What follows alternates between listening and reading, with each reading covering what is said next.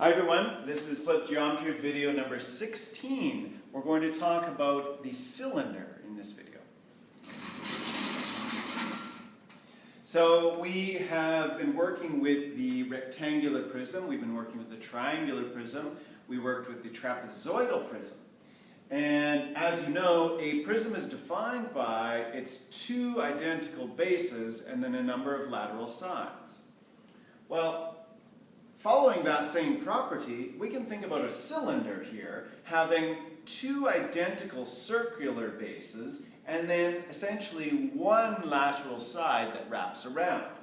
So here we have a cylinder that I've drawn, and this is one of the bases, of course, here. The other base we can't quite see because that's at the back there. But if we explode it, we would see this base is the base on the front, and then there's the base on the back. And the other interesting thing is, if you imagine we cut right along there and we open up that cylinder, we would just have this one big rectangle. So in other words, one big lateral side. So we're going to look at how to do the surface area of a cylinder right now. We know that the base is a circle, so our circle formula, pi r squared, our circle area formula for that matter, pi r squared is right here. So what I need to do is I need to make sure that I'm aware of whatever the radius of this circle is. So that's going to be r, of course, because I need that in order to calculate the area. Now that r is going to be here as well. And it's going to be there also.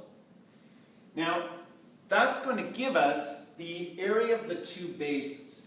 So, in terms of circles, that base area is simply 2 times pi r squared.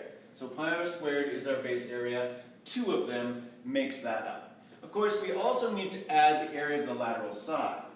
So right now, we need to figure this out. Well, it follows the same pattern as the other prisms here.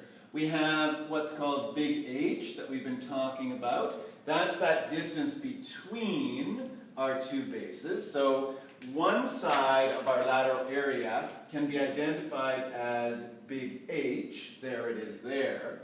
And this side here, the opposite side, if you think about it, when we went from this to this, essentially we just cut between the bases and opened it up. If I wrap this side around this circle, it matches up perfectly.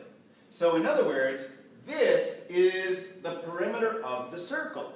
Just as in the other prisms, it was the perimeter of the triangle, the perimeter of the trapezoid, the perimeter of the rectangle.